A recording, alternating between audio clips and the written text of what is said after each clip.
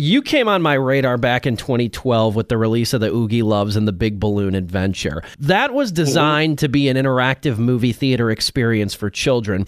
And I remember seeing all the in-theater marketing and such for that movie. And I remember thinking at the time, like, what an uphill battle that had to be, trying to market new characters to kids and then have the movie come out at the end of August when kids are going back to school. Walk me through what that process was like, getting the Oogieloves off the ground.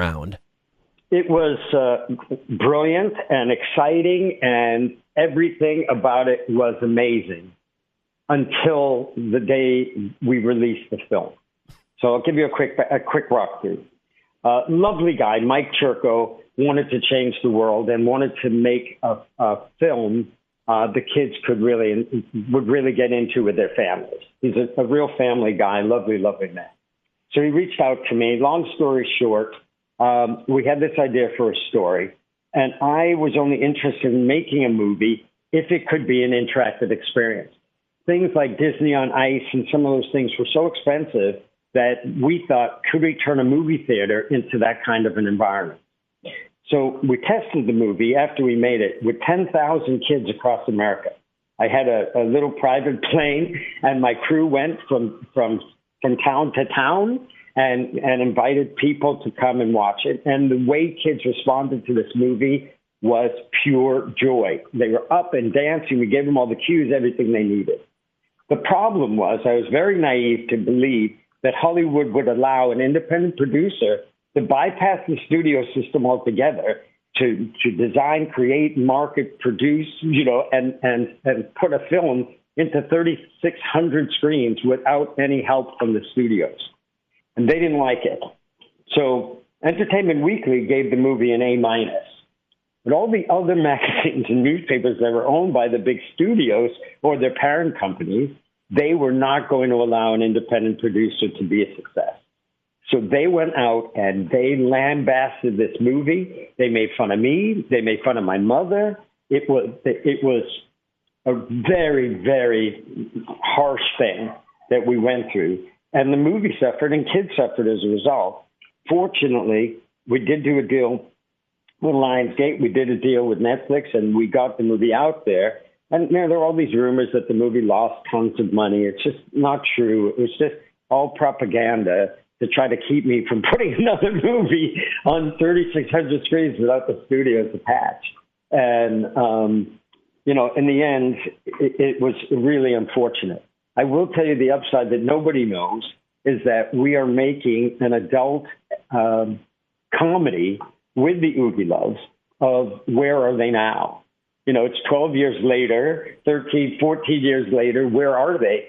And it turns out in our made-up story, which will be costume characters in the real world, they borrowed money from the mob in order to make their movie, and the mob now owns them. And it's a very funny, very dark comedy, and I believe the Oogieloves are going to have the last laugh in this process. Is that written? Is that already like pen to paper? Yes. We're literally taking it out at the beginning of the new year. I love that. I'm going to have to get you back on the line when that starts really getting into motion too, Ken. Yeah, you're going to love it. I'm telling you, it is so funny. Zuzi is a go-go dancer. Tootie's an enforcer. It's really, really funny. It's like that dark Banana Splits movie that came out a few years ago. Yeah, just they go in there. That's the groove.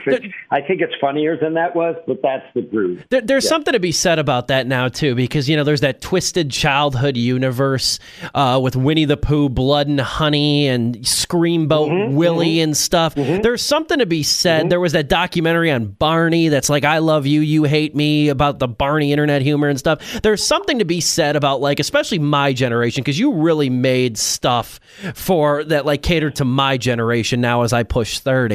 Like, there's something to be said now with entertainment, like childhood properties now that take on this darker tone for kind of like the jaded millennials or something like that. I feel like you're tapping into that with the revival of the Oogieloves as like an adult comedy. That's the idea, but it's more, the philosophy is we want our content to be able to grow with our audience.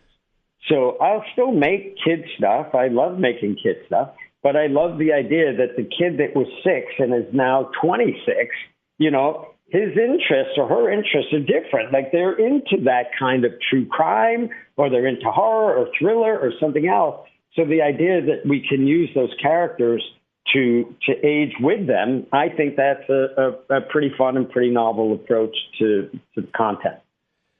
How do you reflect on the Oogieloves now, just in general? Like, did the experience, I would assume, just, teach you anything? I know you said you've at least thought now, kind of in hindsight, you were naive to believe that they would embrace a kind of an independent project like that. But where does it sit in your mind right now? Do you still get talked about, or do you still get people coming up to you about it and stuff like that? Do you still see it having an impact with kids? I have a huge fan base for this movie, which is crazy. There isn't a single day that goes by that I don't have 2 or 3, at least, people sending notes saying, can we make another Oogieloves movie? Where is it? Why haven't, they're just huge fans. And the truth is, the second and third movie for the Oogieloves exists. The script, I have the scripts. They're ready to go. Do you know what I mean? So it's, we had to make a creative decision. Would we rather continue the franchise as we did, knowing the obstacles we are going to get, knowing the difficulties that the studios are going to make for us? And, it's almost like a dare on their part. They dare me to do it. It's a bad plan. Don't ever dare me. You'll lose, So we have that notion. And the question is, we think that this adult comedy is going to be funnier, and have a more specific audience. But I'm very, very seriously considering how I'm going to introduce those second and third films.